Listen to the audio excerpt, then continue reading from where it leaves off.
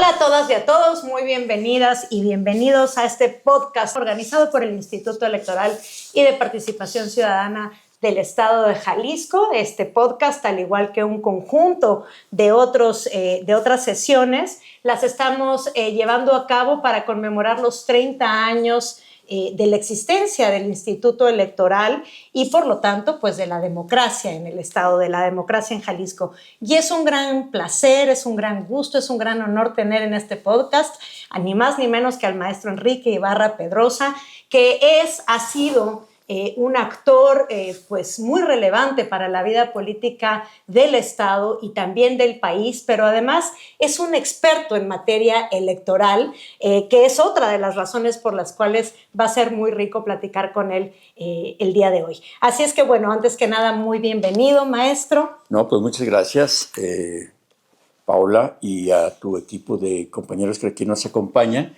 Es una distinción y gracias por tus generosas palabras, presidenta. Al contrario, pues insisto, es un honor de verdad tenerle y platicar un poco pues de esta historia de 30 años de democracia en Jalisco, y creo, por ser quien es usted, podríamos empezar platicando pues en dónde estábamos hace 30 años en el país y en el Estado. Yo creo que amerita mucho que quienes nos ven, sobre todo pues, expresiones muy jóvenes de generaciones nuevas, tengan claro que este tema, el de la discusión electoral, la aceptabilidad de quién gana, que eso no es problema, la aceptabilidad de quién es derrotado en una contienda electoral, pues no es nueva en el país. Si nos remontamos, la tenemos esa polémica, esa controversia de cómo se llega al poder desde antes de nacer, inclusive como nación independiente. Las primeras elecciones, cuando éramos todavía Nueva España, que se dan en 1812 para elegir ayuntamientos, se dan en dos ciudades muy importantes en ese año, 1812, en Ciudad de México y en Guadalajara. En Ciudad de México, y lo escribe muy bien el talentoso ideólogo e historiador, muy conservador, pero muy talentoso, Lucas Alamán, donde habla de que las elecciones para elegir alcalde y ayuntamiento en la Ciudad de México la disputaron dos partidos, los europeos y el Partido de los Americanos. Y después de la elección, que se declara que habían ganado los americanos, los que perdieron se van a lo que hoy es el Zócalo de la Ciudad de México, hacen una gran protesta, hacen la revisión de la elección y se encontraron que había habido muchas irregularidades, había habido aguadores, que era un oficio muy modesto, repartiendo indebidamente papeletas, repartiendo indebidamente nombres para la votación. Luego se encontraron que en las listas de parroquia, porque los comicios lo organizaba la Iglesia Católica, por eso nuestras elecciones son en domingo, a diferencia de países sajones como Estados Unidos, donde son en martes, en parte por su religión protestante, pero aquí son en domingo y lo hacía la Iglesia Católica. Y en las urnas, después se encontraron en las juntas de parroquia que había habido sufragantes que habían votado en varias parroquias y que había más boletas que los que estaban inscritos en el padrón. A final de cuentas no prosperó la impugnación, se eligió a esa expresión de los americanos, claro, no se pudo materializar porque se terminó la vigencia de la Constitución de 1812, pero es una muestra cómo desde el principio hemos tenido esas discusiones. Luego, el primer fraude electoral en la presidencia de la República se da en el muy lejano 1828. La elección de presidente era indirecta. ¿Quiénes contienden? Manuel Gómez Pedraza y Vicente Guerrero. Cuando se hace la contabilidad de cómo habían votado los congresos de los estados, resulta que había ganado Gómez Pedraza, pero los seguidores de Guerrero van, presionan a la Cámara de Diputados y en la mañana declaran ganador a Gómez Pedraza y en la tarde el presidente ya era Vicente Guerrero, que fue el que ejerció parcialmente la presidencia, porque luego sería ejecutado. En fin, todo el siglo pasado, desde esa época de 1828 hasta la época juarista de la Constitución del 57, fueron levantamientos, revoluciones, golpes de Estado, cuartelazos, y siempre el pretexto eran dos: el voto y una nueva constitución. En 30 años, México tuvo, por parte de un sistema electoral sólido, confiable, en solo 30 años tuvo 51 presidentes de la República. En 30 años. Y tuvo imperio, tuvo triunvirato, tuvo conservadores, tuvo liberales, tuvo centralistas y tuvo federalistas. Y tuvo la Constitución de 1824, la de 1836, las actas de reforma de 1847 y la Constitución del 57. Llegan los liberales, se da un decenio de cierta estabilidad democrática, con el poder legislativo predominante más que el ejecutivo. Juárez nunca estuvo conforme con esa constitución porque no tenía mucho poder, no tenía equilibrio con el legislativo. Inclusive se suprimió en la Constitución el Senado de la República. Entonces la Cámara de Diputados quedó con una gran fuerza y no tenía equilibrio Juárez. Entonces, después, a la muerte de Juárez, se dan otra vez revueltas, la guerra de Tuxtepec, la encabezaba Porfirio Díaz, llega a él a la presidencia y todos lo conocemos, llega con el no reelección, ese era su lema, pero duró 4 años en la presidencia, luego dejó un interino a su compadre Manuel González, regresa y dura encaramado en la presidencia 32 años, más 4, 36 años, que es la dictadura porfirista. Y se hacían elecciones, pero eran unas elecciones ficticias. Había un personaje legendario que se llamaba Nicolás Zúñiga y Miranda, que era como una especie de bufón y aparecía en las papeletas, pero nunca ganaba. Cuando se da la eclosión revolucionaria, no solamente por motivos constitucionales, pero por motivos de sufragio, pero hay que tenerlo presente, se da con Francisco I. Madero. ¿Por qué? Porque se hace el fraude de la elección de 1910, termina en la cárcel, luego exiliado y desde San Antonio, Texas, promulga su famoso plan para llamar a la revolución de 1910.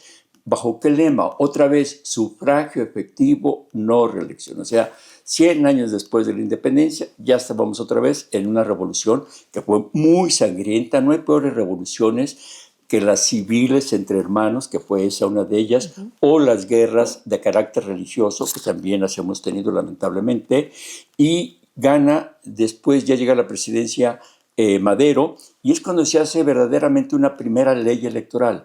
¿Quién fue el primero que en las constituciones estableció que debía de darse el sufragio universal? Claro, universal, entre comillas, no se contemplaba a las mujeres, pero ya no se necesitaba tener un ingreso, un grado académico para poder votar. El que primero insistió en ello fue Mariano Otero. Mariano Otero hablaba del poder del voto, que las instituciones deberían de tener, el poder ejecutivo y legislativo, esa fuente, la votación de todos, porque había habido constituciones y leyes que para ser senador se requerían ganar al año o tener un capital que le produjera 8,000 pesos. Eso fue en la Constitución de 1836. Para ser presidente de la República, 12,000. Y para ser diputado, 2,000 pesos. Entonces era discriminatorio y tener grados de institución académica. Entonces, cuando se da la revolución de 1910, Madero en 1911 es lo que le critican muchos de los que cuestionan su forma de gobernar, porque no atendió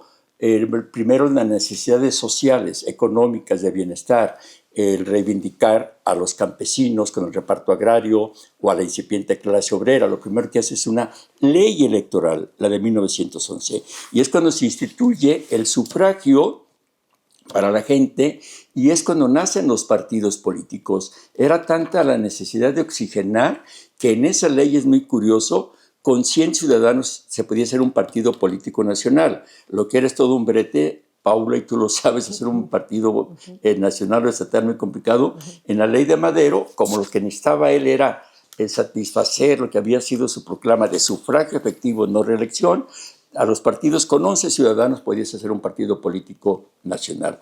Todos sabemos el desenlace, los problemas sociales, la injerencia del Departamento de Estado norteamericano, del embajador norteamericano, porque Madero fue el primero que les quiso cobrar impuestos a las petroleras. Les cobraba, si mal no recuerdo, 30 o 40 centavos de impuesto por barril. Un barril son 62 litros, pero ellos vieron minada su omnipoder y hubieron vinculaciones con los grupos que aquí encabezó Victoriano Huerta, cae Madero y nos vamos a la Constitución del 17. Ahí parecía que se establecía ya nuevamente el voto, la no reelección. Sin embargo, ¿qué ocurrió? México no entra en una estabilidad, llega Álvaro Obregón, 2024, luego Plutarco Elías Calles, 24-28, y otra vez la disputa por el poder en 1928 tiene al país al borde de otra guerra civil por motivos políticos. ¿Qué pasó? Hubo tres candidatos muy fuertes, Francisco Roque Serrano, que había sido jefe del Estado Mayor de Álvaro Obregón, que había cambiado la Constitución para volver a ser electo, y el otro, Arnulfo R. Gómez, no recuerdo bien el nombre, tal vez podría tener alguna imprecisión. ¿Y qué ocurre con los tres candidatos? Los tres candidatos mueren asesinados. Primero se asesina a Roque Serrano, que era el discípulo de Obregón, pero Obregón en los temas del poder no tenía reparo a varios de sus adversarios, como a Carranza mismo, los terminó ejecutándolos. Fue el caso de Serrano, que era muy cercano afectivamente de él. Al otro general, Arnulfo R. Gómez, también lo fusilan, y Obregón es electo, pero es asesinado siendo presidente electo. ¿En qué trocó ese desenlace tan funesto? Tres aspirantes a la presidencia, los tres militares y los tres ejecutados o asesinados. Terminó en que la clase militar postrevolucionaria, encabezada por Plutarco Elías Calles, convoca y se hace un gran partido político nacional, que fue el Partido Nacional Revolucionario, que nace el 4 de marzo de 1929. Ahí empieza otra etapa que habría de perdurar 71 años. No es cosa menor, fueron 7 décadas donde hubo un partido predominante. Los que militábamos, me incluyo porque yo fui militante y lo digo con la frente en alto, 35 años de ese partido político, fui candidato 8 ocasiones por el PRI, decíamos que era el partido mayoritario, y los adversarios nos tildaban de partido de Estado, partido hegemónico o Vargas Llosa. Fue cuando acuñó su famosa frase de que México encarnaba la dictadura perfecta, porque no había represión, había otros 3 partidos políticos, pero fue un sistema en donde durante muchos años el único partido de oposición fue el Partido Acción Nacional, que nació 10 años después que el PRI, como una reacción de expresiones sociales, económicas, a la política cardenista principalmente, porque Cárdenas había nacionalizado el petróleo, había ahondado la reforma agraria, había generado las expresiones sindicales, había nacido la CTM, se había fortalecido la CROM, la CROC, la FETSE, que eran los sindicatos de los servidores públicos y servicios del Estado, la corporativización. Y en el modelo electoral también el Estado se afianzó y nace un modelo con Ávila Camacho en los 40, donde el gobierno es el responsable, junto con el partido en el poder, de hacer las elecciones. Todo el control, desde el registro de un ciudadano para tener su tarjetón, era una tarjeta verde de papel que se mecanografiaba, y yo desde niño, que era muy inquieto por esas cuestiones, cuando había elecciones en Tototlán, iba, atisbaba, miraba en la presidencia y veías a mucha gente ese día sacando su credencial para votar. Evidentemente, pues eran elecciones sin ninguna oposición, salvo Acción Nacional, que logró su primer triunfo en Santa Clara del Cobre, si mal no recuerdo, en Michoacán, en los 40, y posteriormente la visión de Reyes Heroles y de José Luis Lamadrid, el primero veracruzano, el segundo aquí de Jalisco, hicieron una reforma a la Constitución que hoy poco se menciona, pero que fue un buen antecedente. Los diputados de partido en 1965, la legislatura 45ª, en donde se reforman 2 artículos de la Constitución y se establece que el partido que tenga el 2.5% tendrá 5 diputados de partido, y un diputado más por cada punto. Pero ni aún así llegó a la pluralidad, porque solo el PAN lograba y se quedaba con 5 o 7 diputados, y había que oxigenar al PAR y al PPS para que pudieran tener diputados y se calibraban las elecciones. Eso fue a finales de los 60.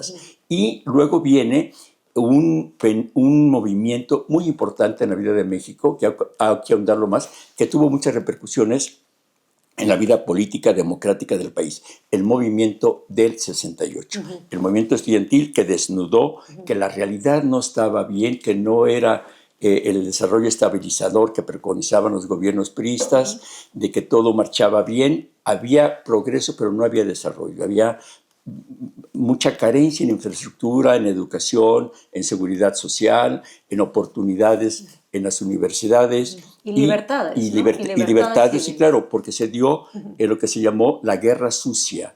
Entonces, la represión se dio a través de asesinatos, a través de desapariciones, a través de represiones muy fuertes en la famosa guerra sucia, que fue en los 60s y en los 70s.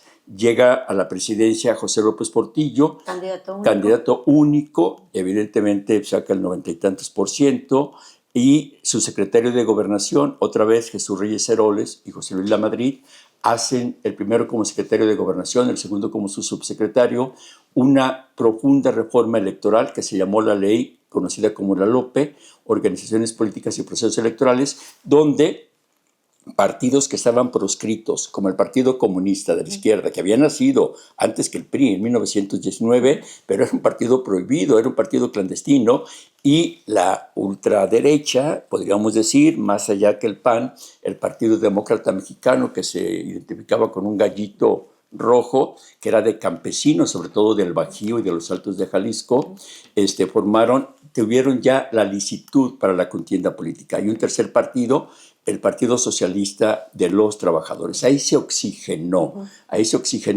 y se amplió también el margen de tener más diputados de partido, y por vez primera se instituyeron los regidores de oposición en los ayuntamientos. Con una limitante, tenían que ser ayuntamientos en municipios que tuvieran más de 300,000 habitantes, eran muy pocos. A mí me tocó, siendo muy joven, regidor en Guadalajara, formar parte del primer ayuntamiento donde hubo regidor de Acción Nacional, Alfredo Lujambio, lo recuerdo muy bien, familiar después de Lujambio, que tuvo una intensa vida electoral, un académico muy respetado, tío de él, y Arnulfo Villaseñor Saavedra, que fue el presidente, yo contendí por el PRI, eso fue en el 80.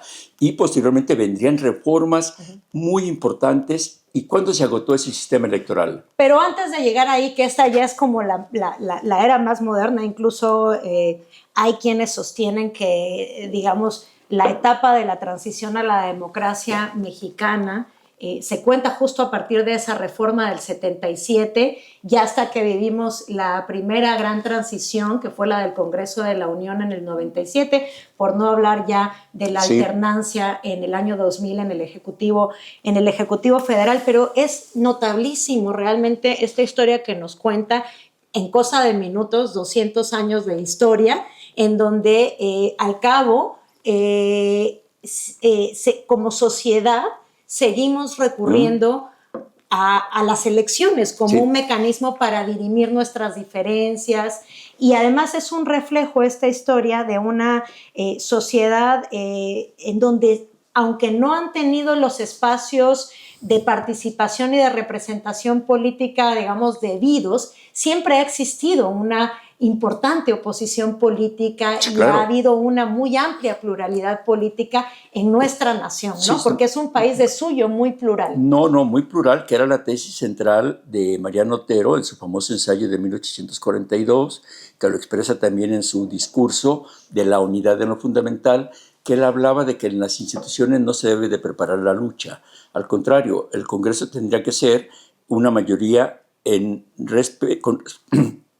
con respeto a las minorías y una convivencia, porque la pluralidad es, decía él, un daguerrotipo, una especie de fotografía de lo que es la composición social de un país tan diverso. Y cuando se da ese gran momento de transición, además de la ley de 1977, se da con las elecciones de 1988.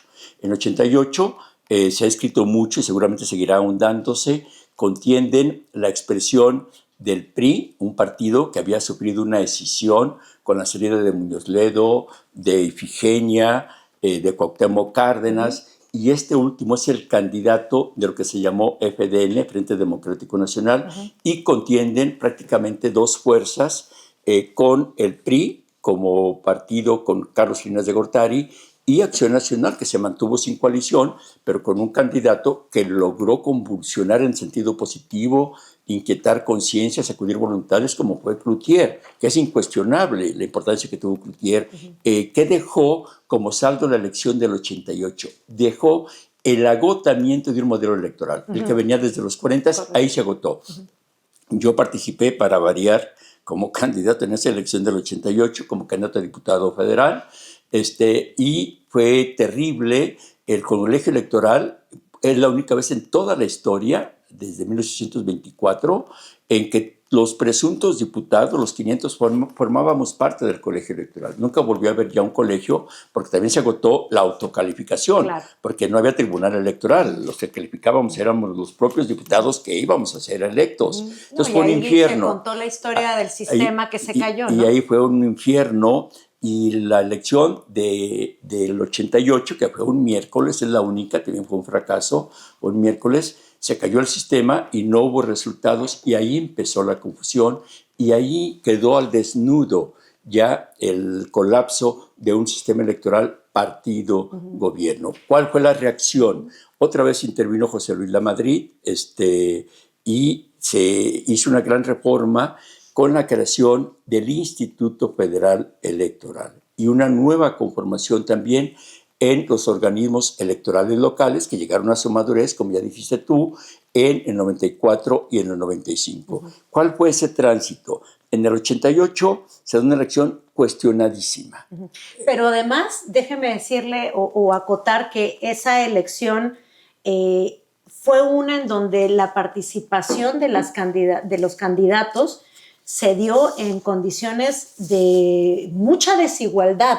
No era como lo vivimos actualmente, en donde estamos acostumbrados. No había equidad. Exacto. No había equidad. No había equidad alguna, y sin embargo fue una elección, quizá la primera elección verdaderamente competida de nuestra historia moderna.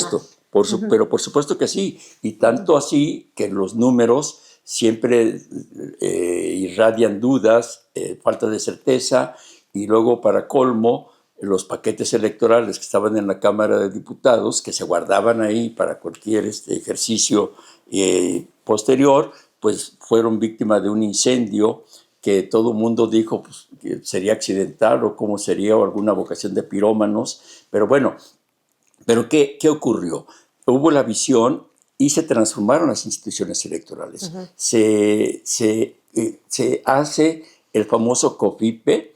Yo recuerdo, y es la sesión más prolongada de los 2 siglos del Congreso de la Unión. En el caso de los diputados, lo tengo presente, la sesión la iniciamos un viernes a las 10 de la mañana, se acordó que no hubiera ningún receso y terminamos el domingo como a la 1 o 2 de la tarde. Inclusive los que estábamos anotados para participar en los debates, que era mi caso, que siempre elegí el tema y el debate electoral, pues no podíamos ni salir del recinto que estaba provisionalmente en el Seguro Social, porque se había quemado la Cámara de Diputados. Pero esa es una discusión histórica. Sí, claro. Esa es la discusión fundacional del gran consenso mexicano a favor de la democracia. Así es, fue cuando ya se transforma y empieza a hablarse de equidad, de certeza, de imparcialidad y de objetividad, que fue una gran reforma. Siguió el proceso, después vendrían otras modificaciones muy relevantes, y la última gran reforma que tuvo el consenso, yo creo que es la única de todos los partidos políticos, fue la de 1995-96, a lo que tú aludías, porque ahí ya se habló del financiamiento público, del financiamiento privado, de la pérdida del registro de los partidos políticos, de equidad, de transparencia. Luego, con el COFIPE surge el Consejo General del IFE, pero seguía teniendo presencia el Poder Ejecutivo a través del Secretario de Gobernación, que era el presidente. Luego había por cada partido una representación ponderada. Yo recuerdo, en un principio del IFE éramos 4, para variar. Yo estuve también en la CFE, pero éramos 11 en la CFE y el resto de los que votaban eran menos que los que teníamos los del PRI. Ajá. Que la CFE significa sí, Comisión Federal Electoral. No exacto, aquí la vecina, no la Comisión Federal de Electricidad. Exacto. Así es, sí, pero nomás que uno abusa de los glosarios del acrónimo familiar. Pero fue bueno que le hayas hecho la aclaración, Comisión Federal Electoral. Y luego, después de ella, la representación paritaria y muy importante, la elección del 94. La elección del 94 presidencial fue en un ambiente muy convulso, con una gran zozobra, porque ¿qué fenómenos ocurrieron a nivel nacional? El 1 de enero, el levantamiento o la insurgencia del EZLN, el mismo día que entraba en vigor el TLC, el Tratado de Libre Comercio. Luego, el secretario de Gobernación tiene que renunciar por esos mismos motivos. Luego, en marzo se da un acontecimiento que ahora que vimos lo de Colombia, inmediatamente recuerdas el problema del magnicidio del candidato presidencial Luis Donaldo Colosio el 22 de marzo. A la sazón, yo estaba como director general en Gobernación con Jorge Carpizo en estos temas precisamente y fue muy tenso el ambiente. Los candidatos fue una campaña interesante con Zedillo, después a la muerte de Colosio, con un parto difícil en el PRI para el relevo, pero con Diego Fernández Ceballos y con Cuauhtémoc Cárdenas. No, y abonando al contexto, en medio de una devaluación del peso severísima, en Guadalajara también tuvimos el asesinato del cardenal en ese año, si mal no recuerdo. O sea, había un ambiente muy convulso. De una gran tensión, de una gran aridez. En Guadalajara había sido el asesinato del cardenal, que había sido, si mal no recuerdo, el 22 de mayo, semanas antes de la elección. Pero 2 años antes, esta ciudad vivió, yo creo que su peor tragedia colectiva, con las explosiones del 22 de abril de 1992, que oficialmente fueron 208 fallecidos, personas entre niños, adultos, y miles de damnificados y varias colonias quebrantadas y sobre todo una herida muy profunda e inolvidable en Guadalajara, el asesinato que ya mencionaste. Entonces, la participación en la elección presidencial, un dato interesantísimo, votó el 72%. El más alto de la historia. Es el más alto de la historia. Ese es un caso extraordinario porque fue el más alto de la historia, como que fue la demostración de la sociedad civil. A ver, queremos a través de las urnas dirimir ese tema. Mataron un candidato, se dio una rebelión que no se había dado durante, no siglos, pero muchas décadas, desde 1910, con el ZLN, pero la gente salió a votar. El resultado fue claro, pero la elección fue inequitativa. Inclusive el PRD, cuyo presidente era Andrés Manuel López Obrador, hizo la denuncia. No había asidero jurídico, que no estaba en la ley, los gastos de campaña, los topes. A mí me tocó, para variar, formaba partido del Consejo General del IFE en representación del partido en el gobierno, pero fue una discusión ya muy interesante que llevó y tuvo como consecuencia las reformas posteriores que se dieron. ¿Qué pasó aquí en Jalisco? Claro, como casi después de cada elección hubo una reforma altamente transformadora que nos permitió avanzar un poco más. Y a lo que fue la invitación tuya, que agradezco, y de tu equipo aquí con Andrés y con Alberto, y les damos las gracias. ¿Qué pasó aquí en Jalisco? Por vez primera, el PRI pierde una elección. Eso fue en 1995. Para los que éramos priistas, insisto, yo nunca he ocultado mi pasado, ni mucho menos, ni jamás lo haré. Fue traumático, podríamos decir, fuerte, nunca habías perdido. Sí. Se perdió con todo ese conjunto de factores. Además fue una votación, el gobernador que ha sido electo con el mayor porcentaje de votos fue el entonces candidato de Acción Nacional, Alberto Cárdenas, que fue elegido, si mal no recuerdo, con el 51.5% de la votación, ganó 17 de los 20 distritos. Pero como en política y en elecciones no hay ni derrotas eternas ni victorias perpetuas, a la siguiente elección Alberto Cárdenas ya no tuvo mayoría en el Congreso. Ya era un Congreso par a par, 20 opositores y 20 del PAN, y perdió varias de las presidencias municipales aquí del área metropolitana de Guadalajara. Pero el IEPC, en ese entonces era el Consejo Estatal Electoral, demostró, y por vez primera hubo una claridad plena de quién había ganado y quién había perdido la elección. Yo creo que el saldo del organismo que tú presides y que lo has hecho con mucho acierto y con un gran espíritu de imparcialidad, ha demostrado su valía dándole certeza a los gobernantes que elige la gente. Sí, muchas gracias. En esa elección del 95 también se llevó a cabo pues con un consejo por primera vez independiente, sí, claro, digamos, claro. que íbamos replicando el modelo federal. Y así fue a lo largo, digamos, de toda la República. Incluso pudimos advertir que hubo alguna coincidencia respecto a esta transformación institucional con las alternancias. Sí, claro. Jalisco no fue la primera alternancia, desde luego, fue en el 89 con Baja California, si mal no recuerdo. Sí, claro, y luego Guanajuato y luego Jalisco. Pero sí fue de las primeras. Sí, claro. Y es un estado muy relevante, demográfica, política, económicamente hablando. Entonces, sí fue un cambio súper significativo. Y yo quisiera preguntarle aquí, y quizá ya con esto ir cerrando, maestro, ¿cuál es el papel de las autoridades electorales independientes que surgen precisamente a partir de esta historia que usted nos cuenta para garantizar que efectivamente, digamos, los votos se traduzcan en posiciones? Sí, que los votos cuenten y se cuenten. Ajá. Claro, no. Yo creo que el IEPC ha dado testimonio de ello desde esa elección. Recuerdo perfectamente a quienes eran los consejeros y también la secuencia que han tenido hasta ahora que tú encabezas. Pero toda esa solidez en el organismo electoral, ahora llamado IEPC, que ha propiciado para Jalisco. Fue el primer estado que tuvo una triple alternancia. El primer estado de la República. ¿Por qué? Porque ganó Acción Nacional, 94 con Alberto Cárdenas, lo sucedieron otros dos candidatos de Acción Nacional, Ramírez Acuña y González Márquez. Luego el PRI regresa, como fue a nivel de la República también, con Jorge Aristóteles, y por vez primera un estado en la República tiene un tercer partido en el gobierno con Enrique Alfaro, y que fue refrendada esa mayoría en la pasada elección con Lemos. Entonces, ¿qué es una autoridad independiente? Pues es una autoridad que sin filias ni fobias, evidentemente la elección es un asunto de interés público, tiene que tener el financiamiento público del Estado, porque es una tarea inmanente del Estado. No creo que haya otra tarea tan importante para una convivencia, digamos, pacífica, armoniosa, pacífica, una elección de autoridades democrática, que un organismo como el que tú presides, con independencia, con profesionalismo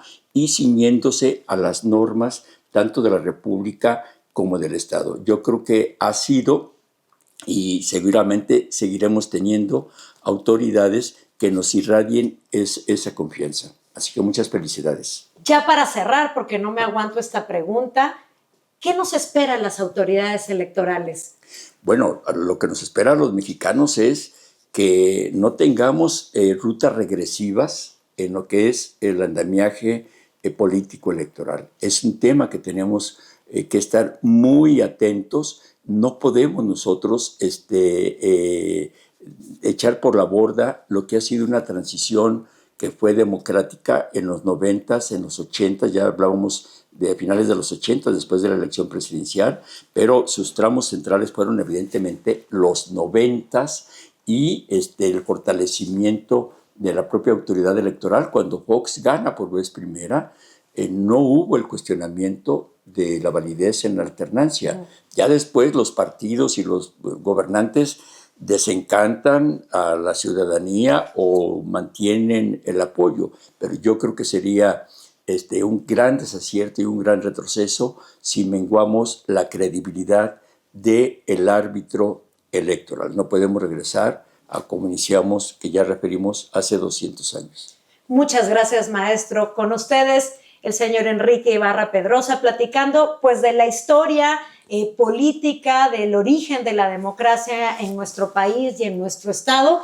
no solo de los 30 años de democracia en Jalisco, sino que nos hemos remontado a un par de siglos atrás, cuestión que me parece relevantísima, justo para entender pues de dónde venimos y por qué es importantísimo valorar en dónde nos encontramos. Muchísimas gracias y muchísimas gracias a todas y a todos.